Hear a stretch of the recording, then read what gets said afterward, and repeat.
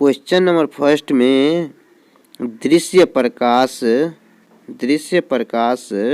में किस वर्ण मतलब किस रंग का तरंग दैर्ध्य अधिकतम होता है?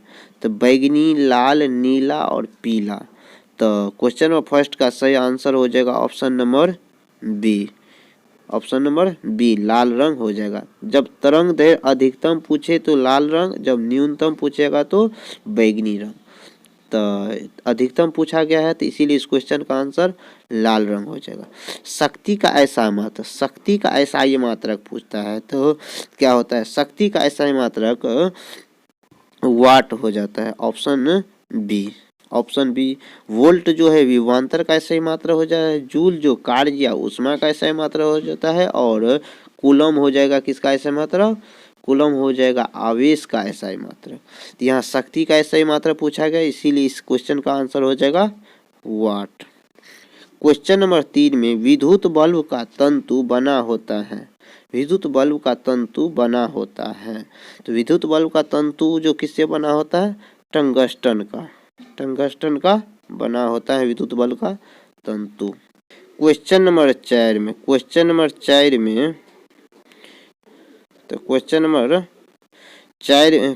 4 में नाभिकीय ऊर्जा प्राप्त करने हेतु आवश्यक है। तो नाभिकीय ऊर्जा प्राप्त करने हेतु आवश्यक है। तो इस क्वेश्चन नंबर 4 का आंसर हो जाएगा ऑप्शन नंबर बी यूरेनियम हो जाएगा।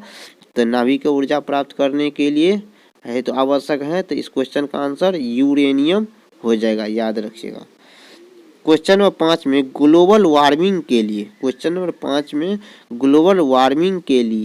उत्तरदायी गैस कौन सा है? तो ग्लोबल वार्मिंग के लिए तो उत्तरदायी गैस कौन सा है? तो क्वेश्चन नंबर 5 का आंसर हो जाएगा ऑप्शन नंबर सी।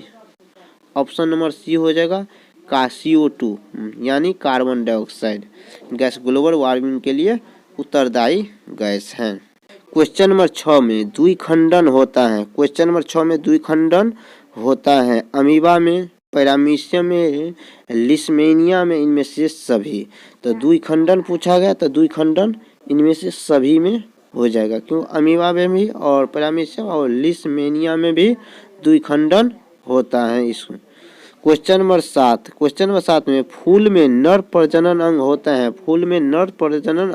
है। क्वेश्चन नंबर 7 का आंसर हो जाएगा option number A. Option number A हो जाएगा पुंकेसर। क्वेश्चन नंबर 8 में अंडाणु निषेचित होता है। तो इस क्वेश्चन का आंसर हो जाएगा ऑप्शन सी फैलोपियन नलिका हो जाएगा इस क्वेश्चन का आंसर। क्वेश्चन नंबर 9 में अवतल लेंस में आवर्धन बराबर होता है। तो क्वेश्चन नंबर 9 का सही आंसर हो जाएगा ऑप्शन नंबर डी हो जाएगा V/U।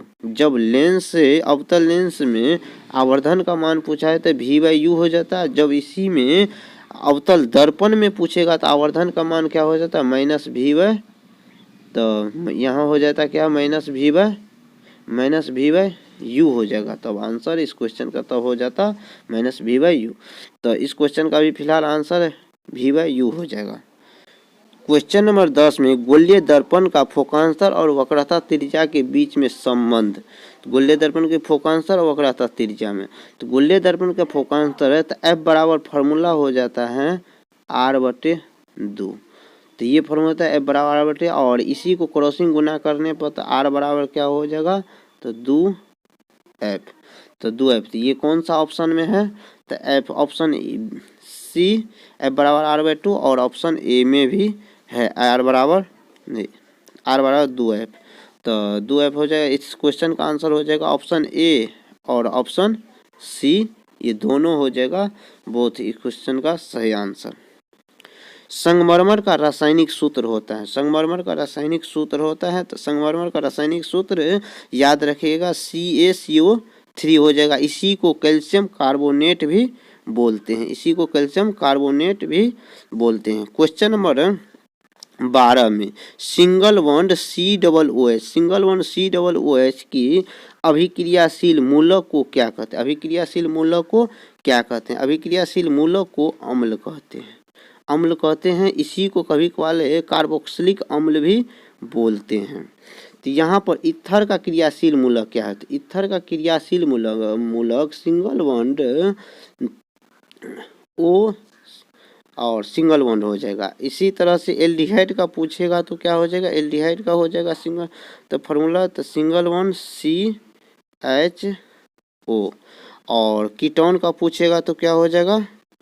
तो कीटोन का वो पूछता है तो CO single bond, CO single bond हो जाता है। यहाँ पूछा गया है क्या है? Single bond COOH। तो इसका क्रियाशील मूलक को क्या कहते हैं? अम्ल कहते हैं, यानी कैल्शियम यानी कार्बोक्सिलिक अम्ल। क्वेश्चन नंबर 13 में प्रकाश संश्लेषण क्रिया में ऑक्सीजन बाहर निकलता है। तो ऑक्सीजन बाहर निकलता है किसके माध्यम से बाहर निकलेगा? तो जल के माध्यम से। ऑप्शन नंबर ए हो जाएगा। मैग्नीशियम पाया जाता है। मैग्नीशियम किस में पाया जाता है? क्लोरोफिल में मैग्नीशियम पाया जाता है। ये भी याद रखिएगा, ये भी मोस्ट इम्पोर्टेंट क्वेश्चन है। क्वेश्चन नंबर 15 में इंसुलिन की कमी के कारण कौन सा रोग? इंसुलिन की कमी के कारण रोग होता है। तो इंसुलिन की कमी से मधुमेह नामक रोग हो जाता है। इंसुलिन की कमी से मधुमेह नामक रोग हो जाता है। ऑप्शन बी हो जाएगा इस क्वेश्चन का आंसर। क्वेश्चन नंबर 16 में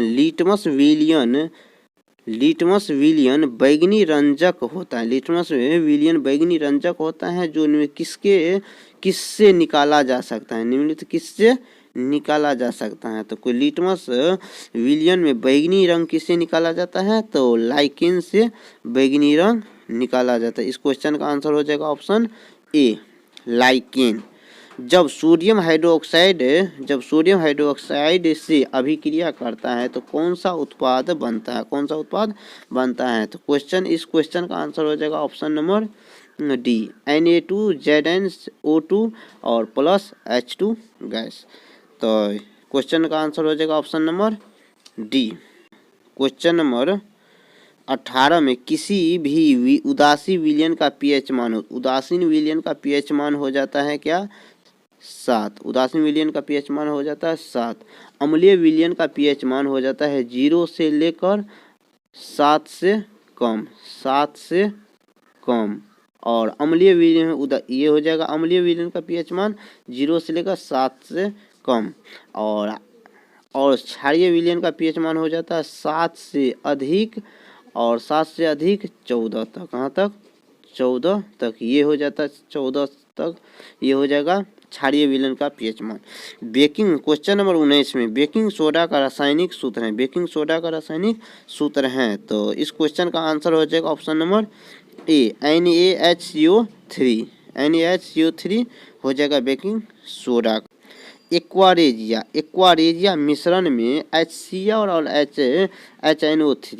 HNO3 का अनुपात पूछता है। तो अनुपात इस क्वेश्चन में HCl पहले और HN बाद में। जब HCl पहले और HN बाद में रहे तो इस क्वेश्चन का आंसर हो जाएगा ऑप्शन ए, 3:1। जब इसी में HNO3 पहले और HCl बाद में रहता तो इस क्वेश्चन का आंसर होता ऑप्शन बी, 1:3 हो जाता। लेकिन इस क्वेश्चन में जब पहले HCl हाइड्रोक्लोरिक अम्ल दे दिया है और बाद में नाइट्रिक अम्ल दिया है, तो इसीलिए इस क्वेश्चन का HCl पहले, तो इसीलिए क्वेश्चन का आंसर हो जाएगा ऑप्शन नंबर ए, 3:1 इस क्वेश्चन का सही आंसर है। वीडियो आपको अच्छा लगा है तो हमारे चैनल को जरूर सब्सक्राइब कर लीजिए।